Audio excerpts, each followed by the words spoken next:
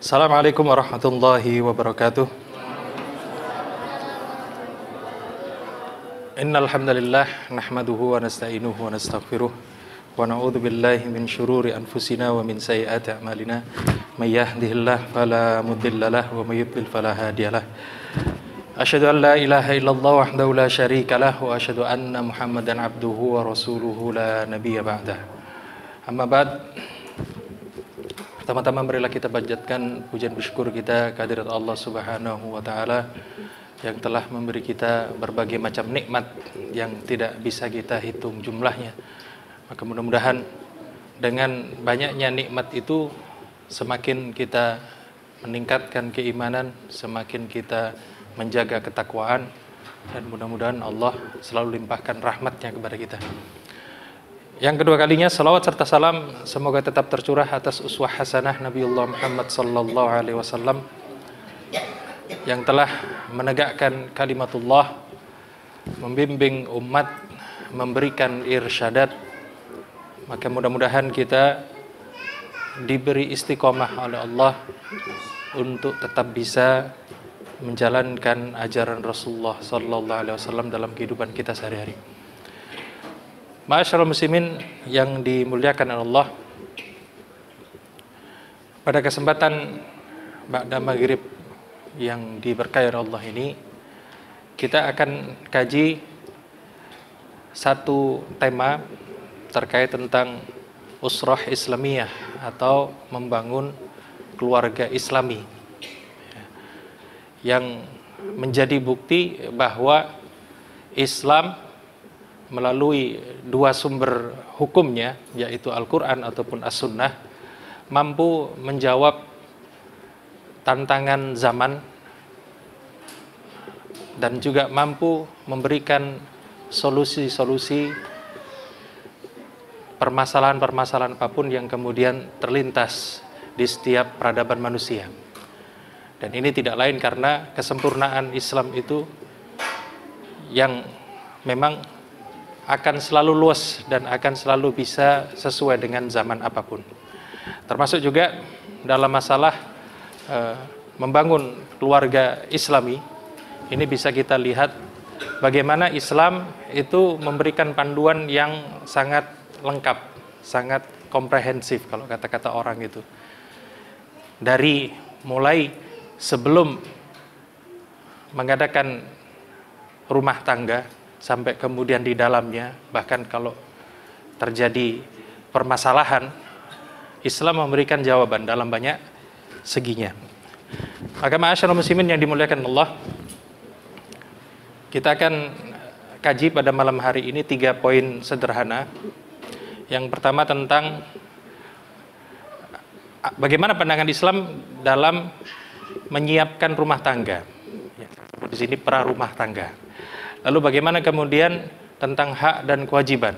Tidak hanya hak dan kewajiban suami istri saja, tapi juga bahkan hak dan kewajiban keluarga yang melingkupi keluarga tersebut. Ya, keluarga besar yang melingkupi keluarga baru ini. Kemudian bagaimana dengan dinamika atau perubahan-perubahan, hal-hal yang baru, percekcokan atau barangkali mungkin musyawarah dan sebagainya yang muncul di dalam keluarga kecil ini. Yang ini dijawab oleh Islam baik melalui Al-Quran ataupun Sunnah Rasulullah SAW. Baik ma'asyiral muslimin yang dimuliakan Allah, bila kita perhatikan kalau di acara-acara walimah atau acara akad nikah itu sering disampaikan oleh khatib atau barangkali penghulunya tentang bagaimana memilih calon pasangan, melakukan proses sebelum masuk akad nikah. Ya. Nah di sini dalam masalah pra rumah tangga bisa kita petakan, biasanya seorang muslim kalau hendak menikah maka dia mengalami proses yang namanya ta'aruf, ya, berkenalan. Dan ini tentu saja untuk mengenali apakah calon yang diajukan kepadanya atau yang dia idam-idamkan itu sesuai ada pada orang tertentu atau wanita tertentu yang hendak ia lamar itu. Nah ini ta'aruf ini. Jadi sesuatu yang memang tidak hanya pada masa sekarang saja, tapi di masa Rasulullah SAW itu juga ada. Kemudian ada tentang kerelaan, ya.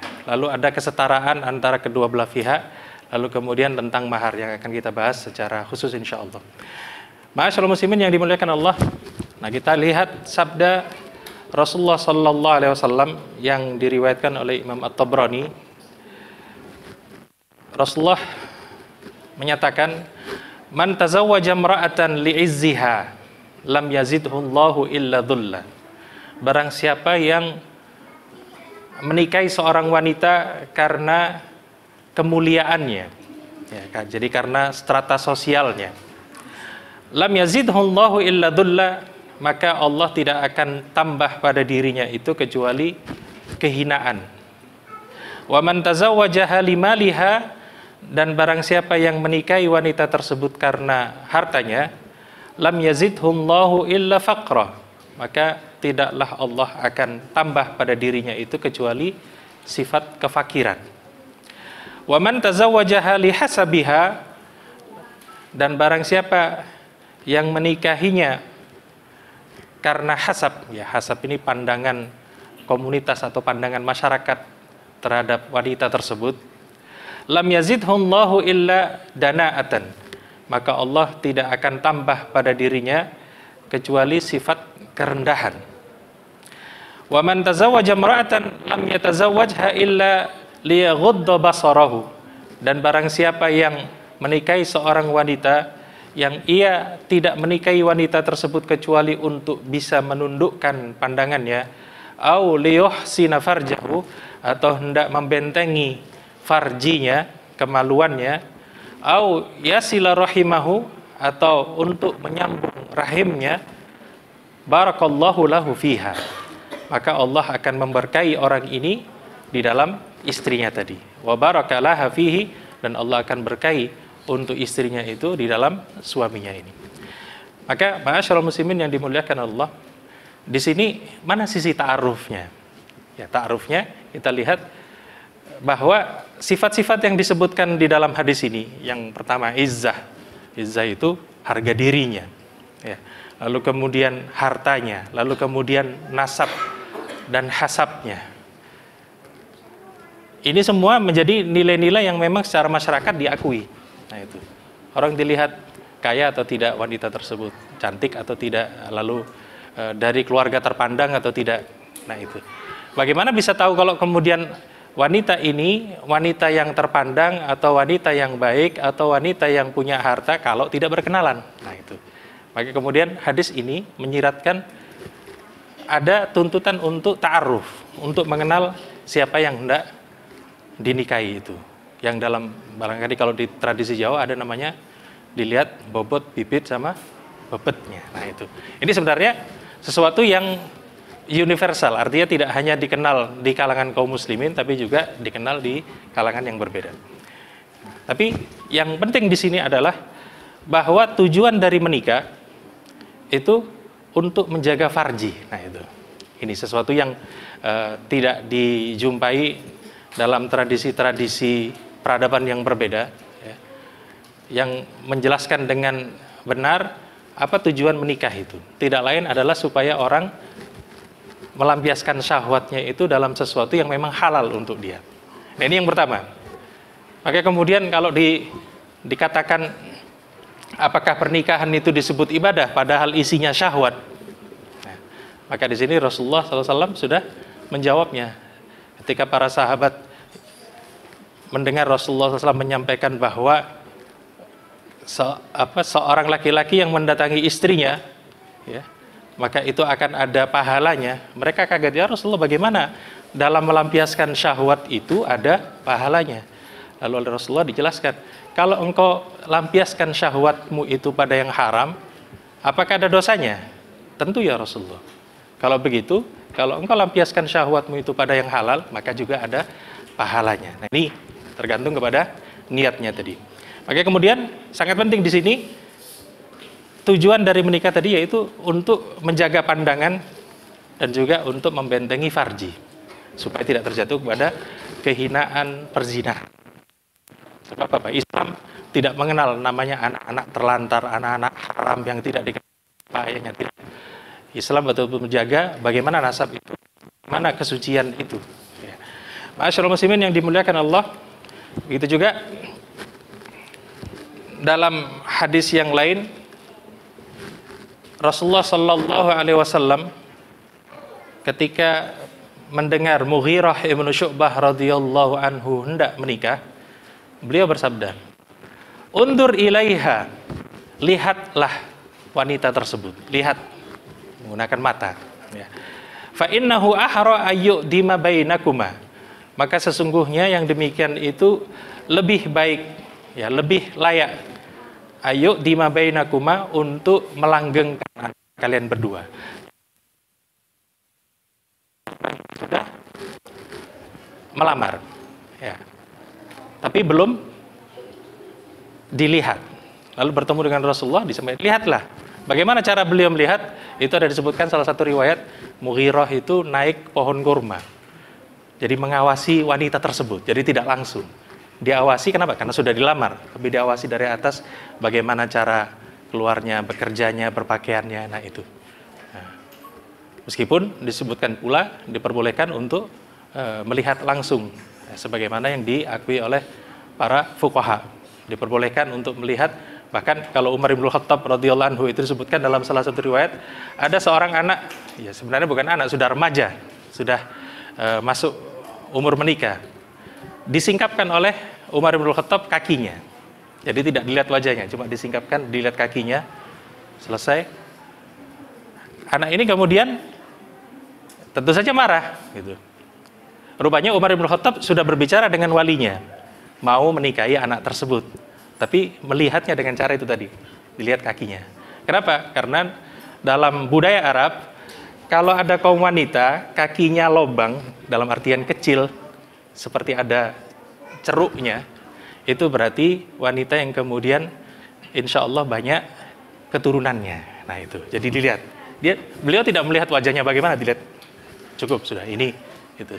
Tapi kalau kemudian agak gemuk, nah itu, ya menurut ini pandangan bangsa Arab ya, itu berarti tidak banyak keturunannya. Nah, ini masuk dalam kelompok at-ta'arruf tadi. Itu yang pertama. Kemudian yang kedua, tentang kerelaan dan ridho. Artinya, apakah walinya ridho ataukah wanita tersebut juga ridho. Jadi tidak boleh salah satunya. Ayahnya ridho, ayahnya siap menerima calon menantu tersebut, tetapi anaknya tidak mau, menolak. Maka pernikahan seperti ini tidak bisa dilanjutkan. Ya. Begitu juga anaknya mau, jatuh cinta sudah sama seorang pemuda begitu, tapi orang tuanya tidak mau, maka ini pun juga tidak bisa dilanjutkan. Jadi ada unsur kerelaan dari seluruh pihak. Apakah dari pihak laki-laki rela, tidak ada paksaan, begitu juga dari pihak wanita rela, dari walinya juga rela. Sebab apa? Kalau kemudian terjadi ketidakrelaan, lalu dilanjutkan biduk rumah tangga tersebut di masa berikutnya, pasti akan ada gesekan-gesekan yang mengganggu jalannya rumah tangga tadi. Nah ini dimaksudkan. Baik, saya lanjutkan. Masih tentang kerelaan.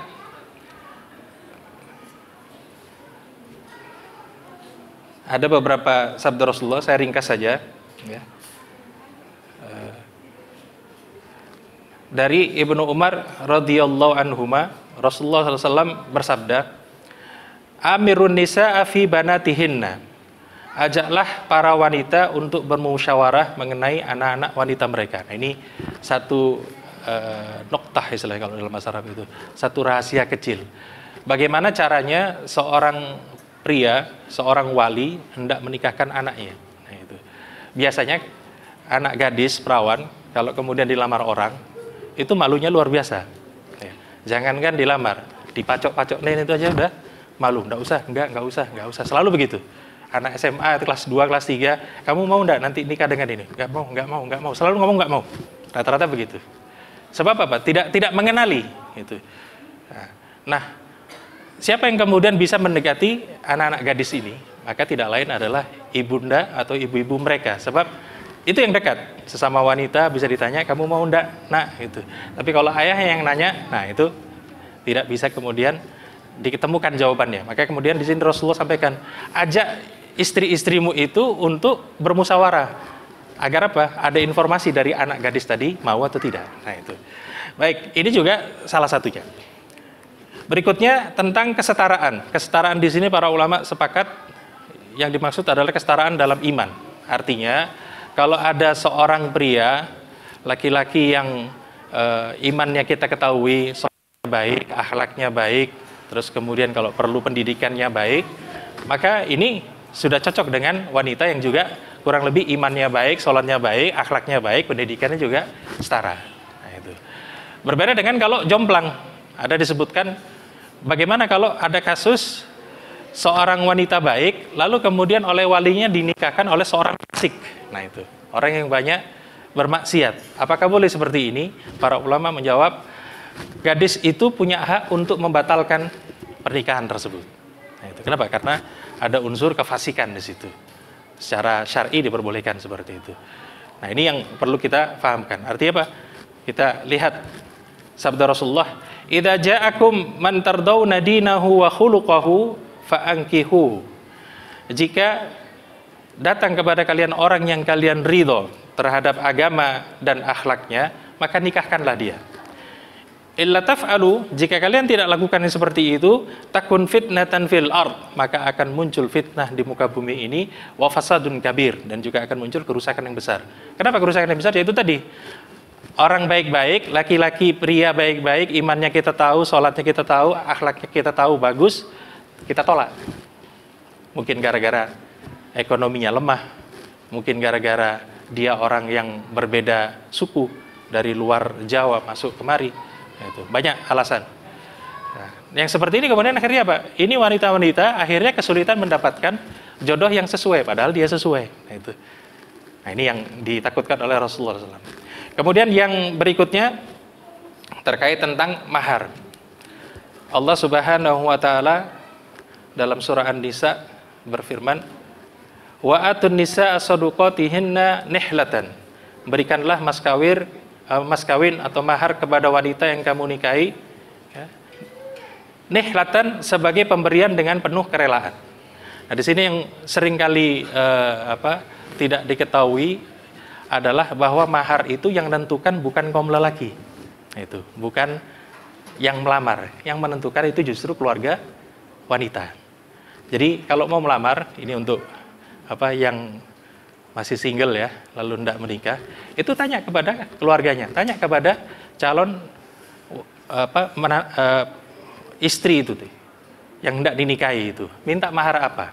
Nah, itu memang betul disebutkan dalam banyak riwayat bahwa wanita yang baik itu adalah yang maharnya mudah. Nah, itu. Tapi kalau kemudian sama-sama mampu, ya ini kalau sekufu misalnya, sama-sama mampu, maka ditanya minta apa? Sebab apa? Mahar itu haknya kaum wanita. Tidak bisa kemudian kita mentang-mentang sama-sama beriman kemudian hanya sekedar dikasih seperangkat alat sholat, uang sekian, cincin cuma 1 gram. Nah, ya, ibu-ibu kalau punya anak gadis ini punya hak seperti itu. Sampaikan, kasih mahar sini, mampu enggak? Nah, itu kalau nggak mampu tawar-menawar, enggak apa-apa. Sebab apa? Di situ memang ada ikatan tapi ada imbal balik memang dalam masalah akad nikah itu. Jadi tidak bisa kemudian kaum lelaki menetapkan mahar seenaknya. Nah, itu.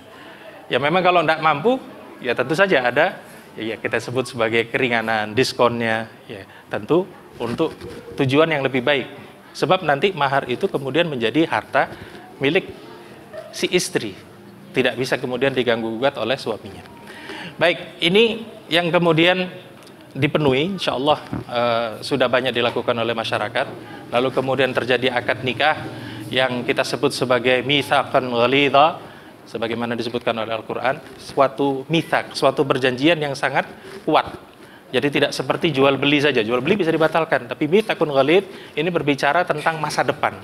Tidak hanya berbicara tentang hubungan laki-laki dengan wanita ini menjadi halal, tetapi bicara tentang masa depan, tentang keluarga yang akan dibentuk.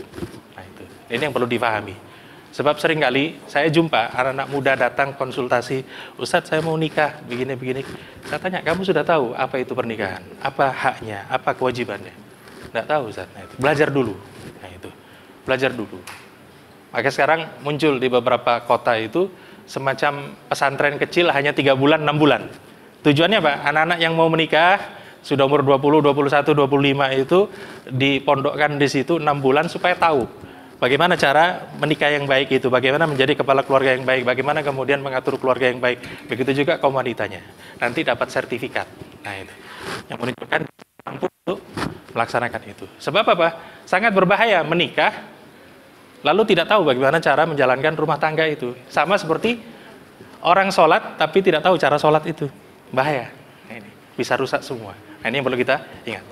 Baik, ma'asyiral muslimin yang dimuliakan Allah, karena itu kita perlu berbicara tentang hak dan kewajiban dari setiap baik kaum lelaki ataupun kaum wanitanya. Ada beberapa hak dan kewajiban yang saya bagi di yang pertama tentang masalah finansial, kemudian nanti tentang masalah kepemimpinan, ya, terus kemudian masalah pendidikan. Ya. Untuk hak dan kewajiban finansial ada disebutkan oleh Muawiyah Al-Qushairi yang bertanya kepada Rasulullah radhiyallahu anhu, "Ya Rasulullah, ma haqqu zaujati ahadina alaih?" Wahai Rasulullah, apa hak istri salah seorang dari kami atas dirinya? Artinya apa hak istri terhadap suami itu? Rasulullah menjawab, "Antuti amaha idza ta'imta." Engkau beri makan dia jika engkau makan. Ya. Jadi tidak harus kemudian kemana-mana harus sama. Kalau saya makan pecel, istri harus pecel. Kalau saya kemudian nasi goreng, istri harus nasi goreng.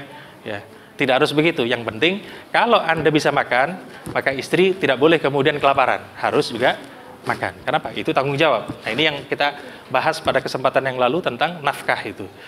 Kemudian, wataksuha idak tasaid. Dan engkau beri pakaian dia kalau engkau juga berpakaian. Dalam artian, kalau, ya ini kembali kepada masa Rasulullah, banyak para sahabat itu yang sangat kekurangan, bahkan hanya punya pakaian sekedar satu sarung saja yang dipakai kemana-mana, tidak punya baju. Nah, itu. Nah ini kalau kemudian pakai sarung, berarti istrimu harus pakai sarung. Kalau kamu pakai baju, istrimu juga harus punya baju. Nah, itu. Tapi di masa sekarang kan tidak ada seperti itu. Rata-rata kaum muslimin, setidaknya di rumahnya itu ada 5 pasang lah. Barangkali mungkin 10 pasang di lemarinya untuk dipakai itu. Baik yang pria ataupun yang wanita. Yang wanita lebih banyak lagi barangkali. Nah itu. Nah, yang ini menjadi kewajibannya. Kemudian wala tadribul wajha, jangan engkau pukul wajahnya. Nah, ini yang jadi catatan juga. Rasulullah itu tidak pernah kemudian disebutkan dalam satu riwayat apapun memukul wajah istrinya. Tidak. Paling banter yang dilakukan Rasulullah itu hanya pisah ranjang saja. Kemudian wala tahjur illa fil bait, dan jangan engkau mengabaikan istrimu itu kecuali dalam rumah. Dalam artian boleh pisah ranjang tapi di dalam rumah. Jangan kemudian istrinya disuruh pulang ke rumah mertua, lalu kemudian suaminya tinggal di rumahnya sendiri, berpisah 2 bulan, 3 bulan, 1 tahun. Nah, ini salah besar. Ya.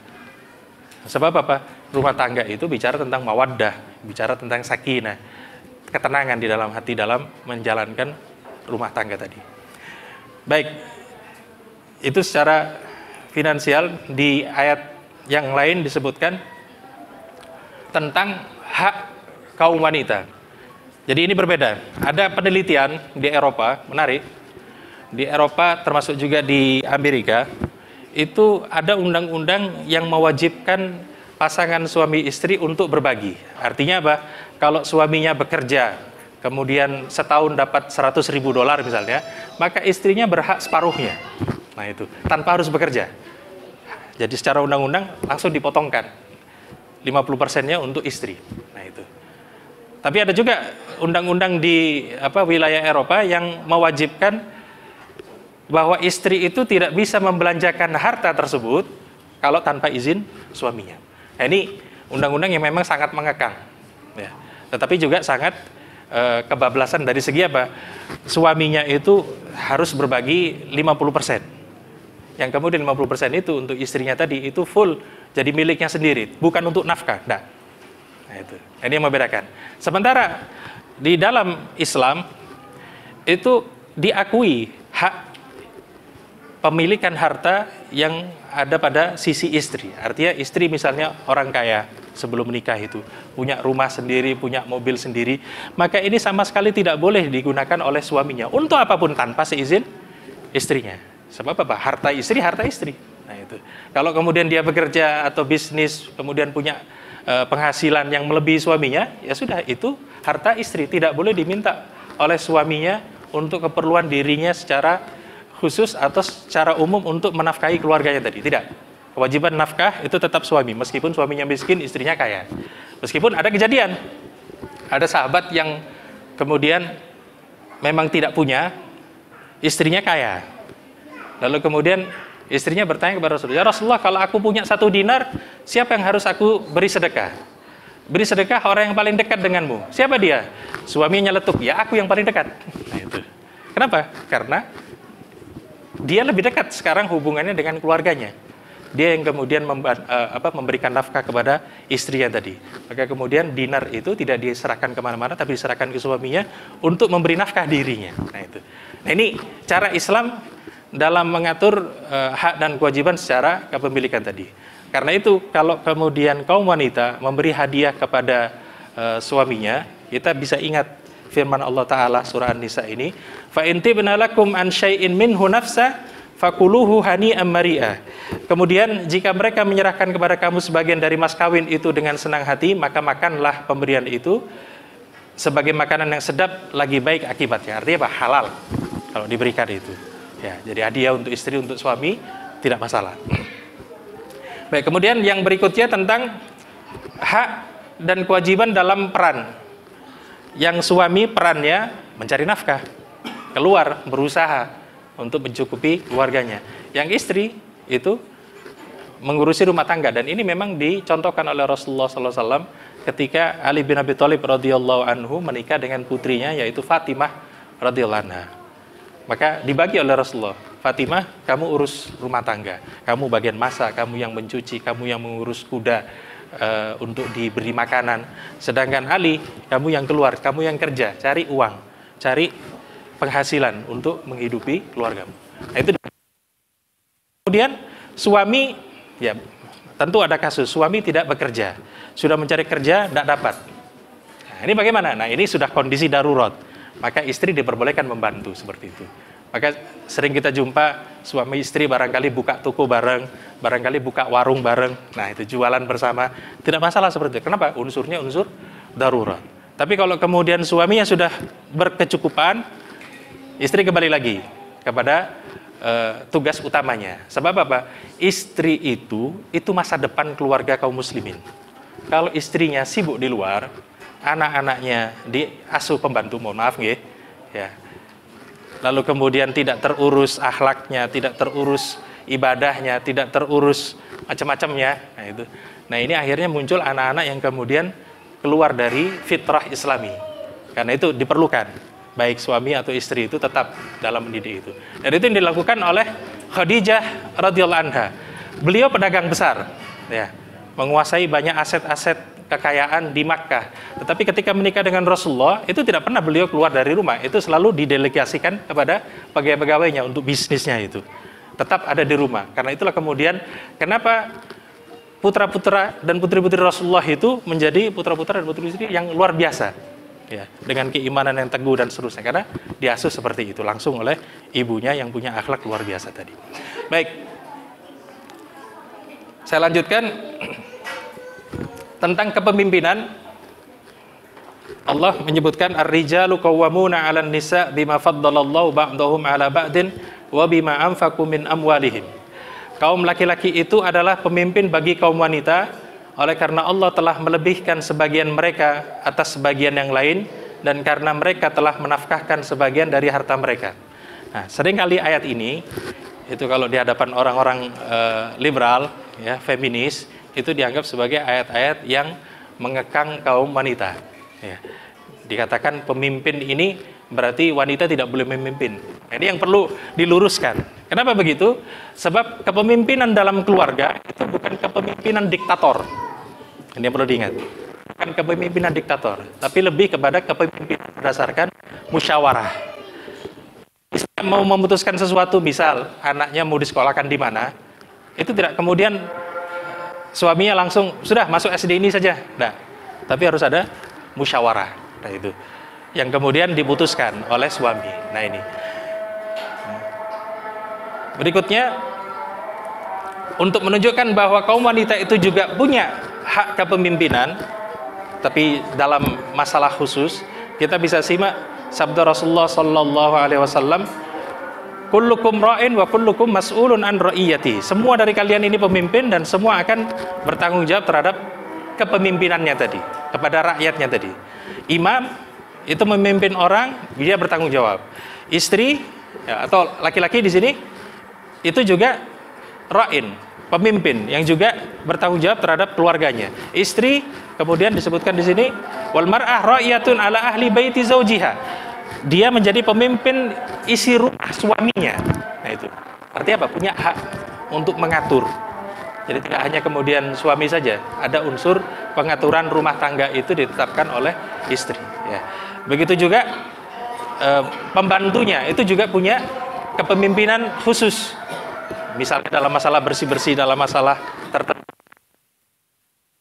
tanggung jawab kepemimpinan, tidak hanya kaum lelaki saja. Ini yang perlu diluruskan. Kalau kita pahami ayat tersebut, oh ternyata memang semua ada posisinya. Nah itu. Tidak bisa kemudian semua diatasi oleh istri atau diatasi oleh suami sendirian, tidak. Kenapa? Konsepnya konsep kerjasama. Baik, ma'asyiral muslimin yang dimuliakan Allah.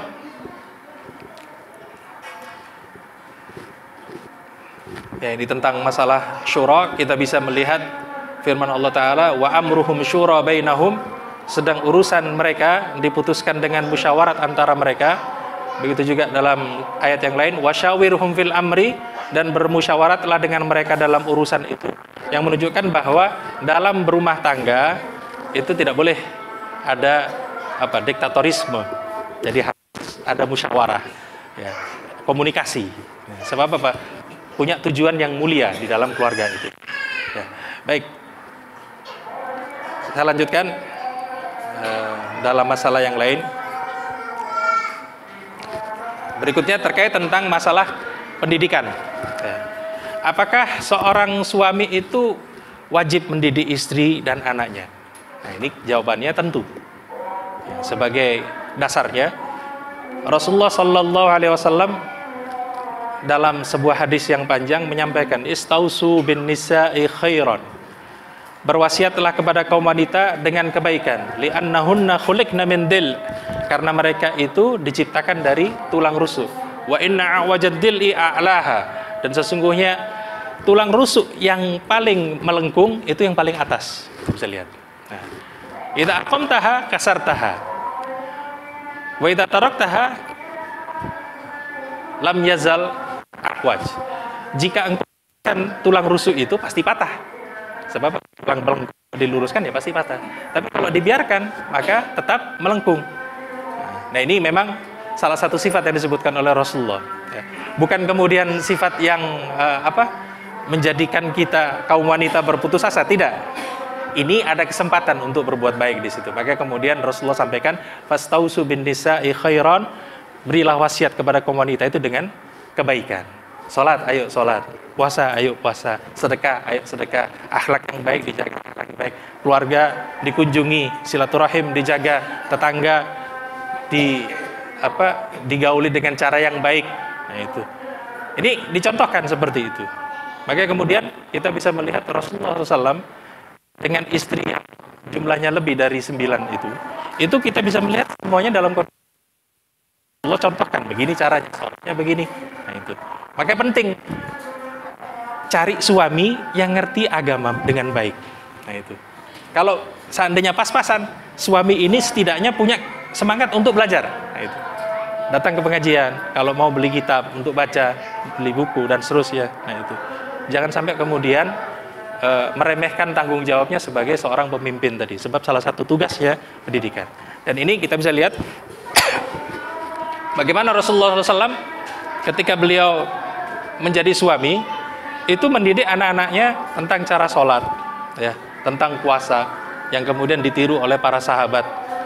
Rasulullah sampaikan kepada para sahabat, anak-anakmu suruh sholat umur 7, nanti setelah umur 10 pukul. Nah di situ ada hikmah pendidikan. Kenapa kemudian Rasulullah perintahkan umur 7? Umur 7 ini kan sebenarnya belum wajib sholat, ya, belum wajib sholat. Sholatnya itu tidak, kita katakan tidak diterima. Sebab apa? Ghairu mukallaf, tetapi dibiasakan. Sebab kalau tiap hari sholat 5 waktu lalu dikali 3 tahun dari mulai umur 7 sampai umur 10 itu setidaknya sudah 5.000 kali sholat, sudah terlatih sholat, terutama sholat di jamaah di masjid. Nah, itu sehingga ketika nanti sudah umur 10 itu sudah terbiasa datang ke masjid sholat. Nah, itu umur 11, 12, 13 terbiasa, SMP SMA-nya terbiasa ke masjid. Nah, ini akhirnya muncul anak-anak yang kemudian akhlaknya baik, ibadahnya baik tadi. Nah, itu para sahabat juga saat mengajarkan anak-anak kecil puasa itu masih umur 5 tahun biasanya diajak puasa dari mulai sahurnya. Siang hari ketika sudah mulai lapar minta minum dan sebagainya dibuatkan mainan dari kapas diterbangkan. Ada riwayatnya itu. Dibiasakan seperti itu. Nanti kalau sudah tidak tahan sampai minum. Nah, inilah pendidikan. Artinya ada kewajiban. Kemudian kita berharap anak-anak kita menjadi anak-anak yang soleh-soleha, kalau tidak kita yang mendidik. Ini sudah masuk SD ini pasti baik. Enggak. Pendidikan terbaik itu ada di keluarga kita. Kalau kita mencontohkan yang baik, kita mencontohkan ibadah yang baik, maka pun akan terbiasa dengan contoh-contoh kita. Bukan kepada guru-gurunya. Nah, itu. Ini yang penting. Baik, ma'asyiral muslimin yang dimuliakan Allah. Berikutnya yang terakhir terkait tentang dinamika dalam berkeluarga. Artinya saat kita menjalankan rumah tangga kita sesuai dengan tuntunan Rasul, itu tidak lepas kemudian muncul hidup berdua kepala yang berbeda, pasti ada perbedaan pendapat, muncul masalah di dalam rumah tangga, baik itu eksternal ataupun internal. Yang eksternal misalnya tiba-tiba di PHK, jadi masalah, suaminya uring-uringan terus, istrinya menuntut diberi nafkah, suaminya tidak bisa memberi, akhirnya cekcok. Itu sering kita jumpa seperti itu, ya. Atau dari sisi yang lain diberi keluangan rizki oleh Allah, yang kemudian akhirnya anak-anaknya dimanja, istrinya dimanja, muncul generasi yang juga akhirnya manja. Nah, ini yang berbeda.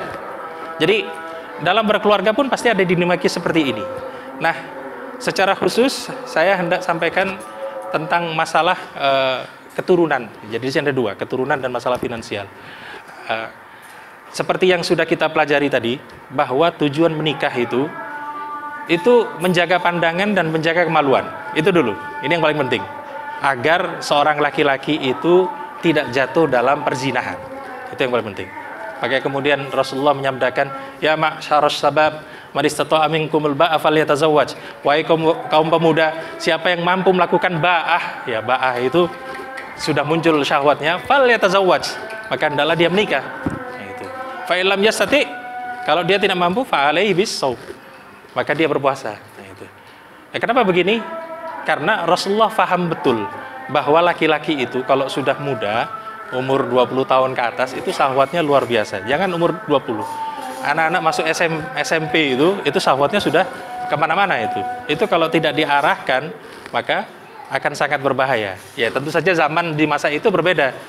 Anak umur 10-12 tahun itu sudah punya penghasilan, seperti pernah saya sampaikan. Sehingga ada sahabat yang umur 12 tahun, laki-laki menikah. Kenapa? Karena sudah mampu untuk memberi nafkah itu.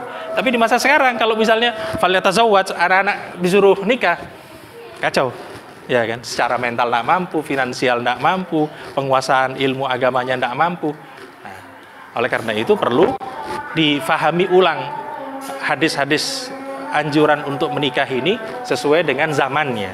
Nah, zamannya tentu saja kalau sekarang biasanya ya kalau di pemerintah kan umur 17 tahun baru kemudian diperbolehkan menikah. Kalau laki-laki sebisa mungkin umur minimal 21 tahun misalnya. Nah, itu. Nah, ini batasan-batasan yang memang sesuai dengan masyarakatnya, sesuai dengan zamannya. Nah, yang berikutnya, tujuan dari pernikahan adalah untuk mendapatkan keturunan. Sebab Rasulullah SAW juga menyabdakan, ya, tazawwajul walud al wadud. Nikahilah oleh kalian wanita yang kemungkinan banyak anak, dan al wadud yang mencintai anak-anaknya. Nah, itu. Fa inni mukatsirum bikum yaumal qiyamah al umama. Karena aku akan berbanyak-banyakan dengan para bangsa-bangsa yang lain itu di hari kiamat kelak. Nah, itu. Nah, ini yang sering kemudian dijadikan patokan oleh banyak kaum muslimin di masa lampau untuk mempunyai banyak anak. Dan memang kebutuhannya seperti itu. Tapi di masa sekarang kondisi berbeda. Jadi tidak kemudian kalau di masa lampau misalnya Anas ibnu Malik radhiyallahu anhu itu sampai punya cucu 100 orang misalnya. Zaman sekarang kalau kemudian punya cucu 100 orang, itu kan bagaimana cara ngaturnya? Bagaimana nafkahnya? Bagaimana pendidikannya? Nah itu. Oleh karena itu perlu dilihat sisi-sisi yang berbeda, perbedaan zaman di masa Rasulullah dengan yang di masa sekarang ini. Ya. Nah, saya tunjukkan di sini bagaimana dengan banyak keturunan versus dengan keturunan yang tidak terlalu banyak, kita atur jaraknya, dengan yang kemudian tidak punya keturunan. Nah, itu ya tentu saja atas takdir Allah. Untuk banyak keturunan kalau di masa sekarang bisa dilihat zaman ayah saya punya anak 6 itu biasa saja. Kenapa? Kakak-kakaknya bisa mengasuh adik-adiknya. Zaman sekarang punya anak 6, kakak-kakaknya itu pelayon, Bu. Ya. Lari main PS, lain ngopi kemana-mana. Yang kemudian adik-adiknya tidak terurus. Yang berarti di sini ada madorot. Madorot dari sisi pendidikan, di mana kemudian ayah ibunya sibuk mencari nafkah, lalu kemudian anak-anaknya tidak terurus. Sehingga kemudian kebutuhan untuk mengatur kelahiran itu sangat diperlukan. Sebab apa? Jangan sampai kemudian mentang-mentang ada hadisnya untuk memperbanyak keturunan, tapi kemudian keturunan yang lemah semua. Nah ini bahaya. Nah, itu. Sehingga perlu diatur. Boleh banyak anak tetapi diatur itu. Baik. Masuk gitu. Belum? Ya. Yang berikutnya sebaliknya, kalau kemudian tidak berketurunan. Ya. Dan ini juga masalah. Saya ada juga keluarga saya yang kemudian tidak punya, belum dikaruniai anak, asatid yang juga tidak punya dikaruniai anak. Nah, di sini kita lihat perlu kita fahami dengan baik bahwa Allah Subhanahu wa taala itu menetapkan mana yang kemudian nanti diberi keturunan, mana yang kemudian dibuat hakim, dibuat tidak mempunyai keturunan. Bisa dilihat nanti di dalam surah Asy-Syura ayat 49 dan ayat 50.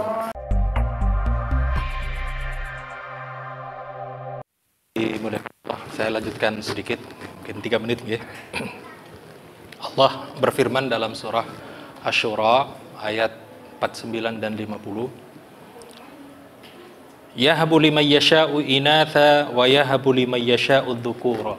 Allah yang memberi anugerah kepada siapapun yang Ia kehendaki anak-anak perempuan, dan juga menganugerahi kepada siapa yang Ia kehendaki anak-anak lelaki. Au yuzawwijuhum dzukrana wa inatha, atau menikahkan mereka yang laki-laki dan yang perempuan.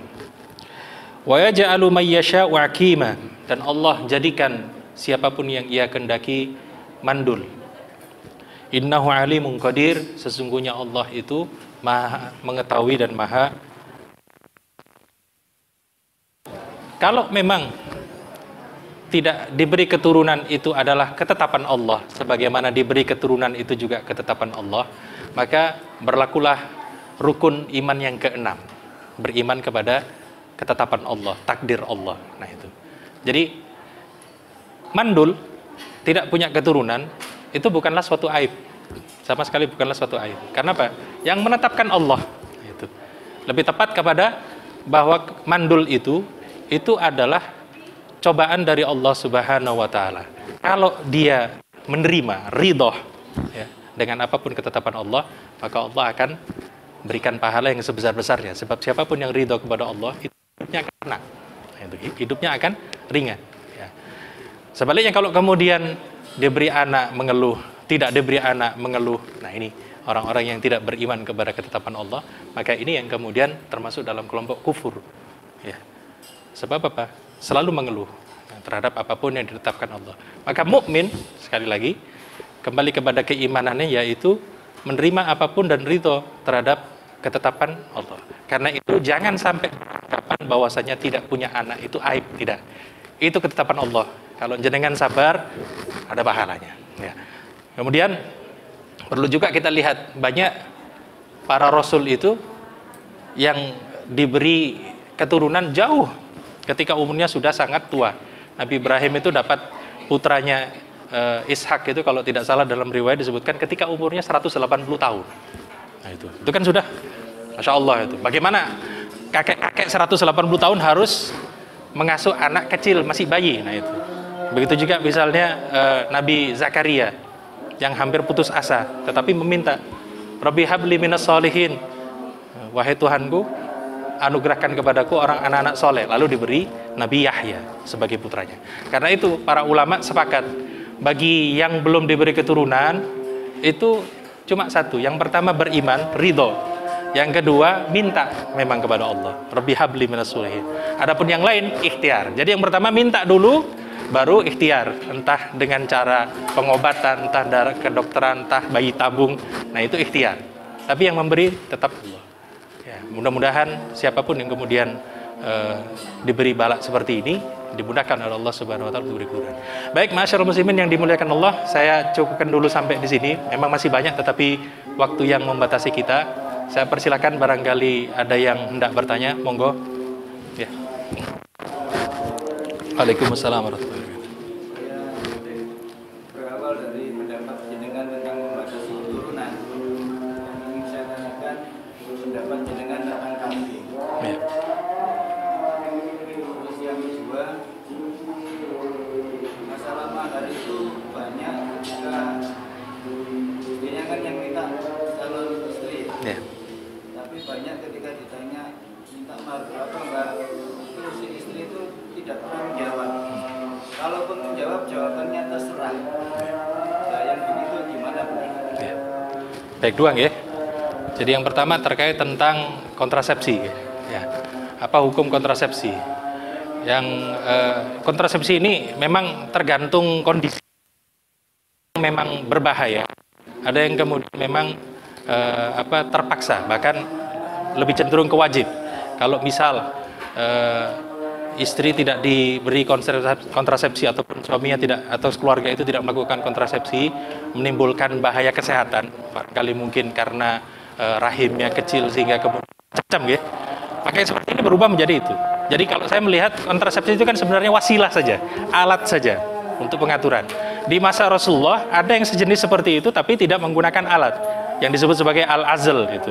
Jadi ditumpahkan di luar rahim, yang itu diperbolehkan oleh Rasulullah. Yang kemudian selama kemudian tidak bersifat permanen. Nah, itu tidak bersifat permanen. Nah, karena tidak bisa kemudian dibatasi 1-2 anak lalu kemudian sudah permanen jalurnya untuk selamanya. Nah ini yang sementara mencarakan mungkin supaya tidak terlalu dekat, supaya tidak. Nah, ini. Tapi kalau kemudian tiap tahun lahir, nah ini kan repot betul. Bukan masalah ini. Sebab sekarang kalau kemudian mendidik sendiri ini tidak mencukupi kemampuan cara mampu, tapi kebanyakan tidak. Kemudian yang kedua terkait tentang mahar, ya. Ketika dikatakan maharnya terserah, itu para ulama membolehkan terjadinya akad tanpa disebutkan mahar.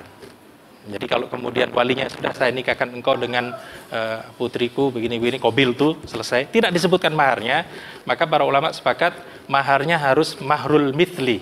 Ada disebutkan dalam kitab-kitab fikih itu. Mahrul mithli itu bagaimana? Mahar sesuai tingkatan dan kebiasaan masyarakat di situ. Jadi misal di Surabaya barangkali kebiasaannya mahar itu nilainya 1 juta, maka tidak boleh kemudian setelah akad, enggak, saya minta 20 juta. Nah, itu tidak bisa. Kenapa? Karena mahrul misli tidak disebut oleh ya.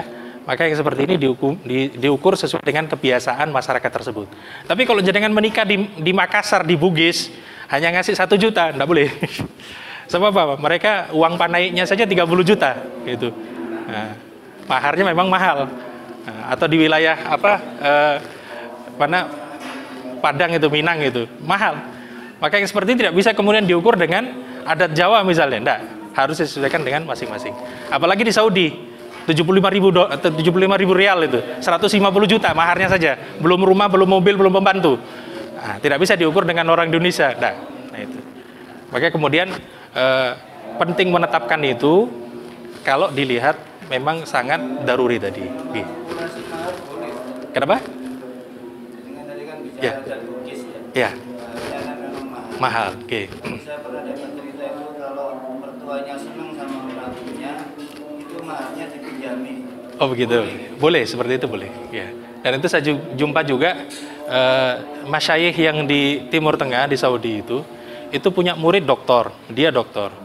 Ketika melamar, padahal maharnya anak keturunan doktor itu biasanya sudah 150.000 rial. Tapi karena melihat ini pintar, ini dia punya potensi, sudah kamu maharnya baca surah ini saja. Sampai seperti itu ada. Nice. Ini dalam bentuk harta. Iya, iya, saya paham itu. Maksudnya kalau dimaafkan total saja tidak apa-apa, apalagi yang sekedar disesuaikan tadi, begitu. Nggak masalah. Itu kan artinya kalau umpama mahar itu hutang kan boleh. Iya, boleh memang. Boleh. Pinjam juga boleh. Pinjam juga boleh. Tidak cash boleh. Diakhirkan boleh. Nah, itu kenapa? Akad nikah itu seperti beli, boleh utang. Oke. Baik, silakan mungkin masih ada? Monggo, monggo. Saya ini pengen minta itu Oke. tapi kalau saya diminta ini titipan, tolong jadikan muslimah yang taat ya seorang ibu sekitar saya. Tapi saya tidak mau kalau saya begitu. Gimana? Yang biasa-biasa saja, akhlaknya bagus. Jadi artinya sholatnya tidak, tahajudnya tidak. Kalau saya diminta itu saya tidak mau. Gimana sekarang? Oke, tidak masalah sebenarnya karena memang perwakilan kan dimintakan untuk mencari. Kalau misalnya memang tidak dapat sulit karena memang langkanya gitu. Ya mau bagaimana lagi? Jadi Saya fatwa silakan. Yang laki itu biasa-biasa saja, katakanlah sholatnya taktur lah. Tapi sampai meninggal dunia itu rumah tangga itu terjadi. Alhamdulillah berarti. Jadi memang kufunya di situ. Laki-laki biasa, perempuannya biasa, tapi ada semangat untuk menjaga kelanggangan itu, nah, tidak masalah, alhamdulillah. Oke. Baik, masyaallah muslimin yang dimuliakan Allah, saya mohon maaf kalau waktunya terbatas. Ibu-ibu, saya mohon maaf juga, barangkali ingin bertanya nanti saja, insyaallah ya. Aku lu qouli hadza wa astaghfirullah li wa lakum wallahu a'lam bissawab. Kita tutup dengan kafaratul majelis. Subhanakallahumma wa bihamdika asyhadu an la ilaha illa anta astaghfiruka wa atubu ilaik. Warahmatullahi wabarakatuh.